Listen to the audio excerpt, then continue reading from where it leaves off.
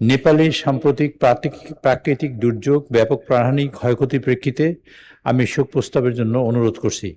মাননীয় স্পিকার, আকস্মিক বন্যা ও ভূমিধসে নেপালে যে ব্যাপক প্রাণহানি ও ধ্বংসযজ্ঞ ঘটেছে, তাতে মহান জাতীয় সংসদ গভীর শোক ও আন্তরিক সহমর্মিতা প্রকাশ করছে।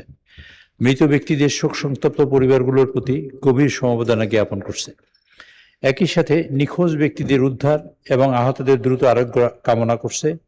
দক্ষিণ এশীয় আঞ্চলিক সহযোগিতা সংস্থা সার্ক এর অন্যতম সদস্য নেপালের সাথে বাংলাদেশের গুরুত্বপূর্ণ বন্ধুত্বপূর্ণ সম্পর্ক এবং অত্যন্ত সুদৃঢ়।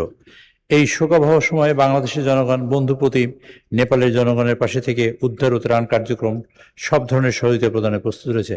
মাননীয় প্রধানমন্ত্রী ইতিমধ্যেই নির্দেশ দিয়েছেন সেনাবাহিনীকে, তারা প্রস্তুতি নিচ্ছে, এবং পররাষ্ট্র মন্ত্রণালয়কে, যাতে আমরা কোন প্রকারে কীভাবে সহযোগিতা করতে পারি, বিশেষ করে মেডিকেল টিম এবং উদ্ধার কাজে যাতে আমরা সহযোগিতা করতে পারি, তার প্রয়োজনীয় ব্যবস্থা গ্রহণ করার জন্য মাননীয় প্রধানমন্ত্রী ইতিমধ্যে নির্দেশ প্রদান করেছেন। তো মাননীয় স্পিকার, আমি নেপালের এই ধ্বংসযজ্ঞে যারা নিহত হয়েছেন তাদের রুহের মাগফিরাত কামনা করছি, এবং সেই সাথে দোয়া এবং মোনাজাতে তাদের দোয়া করার জন্য মাননীয় স্পিকার আপনার মাধ্যমে অনুরোধ করছি। ধন্যবাদ মাননীয় স্পিকার।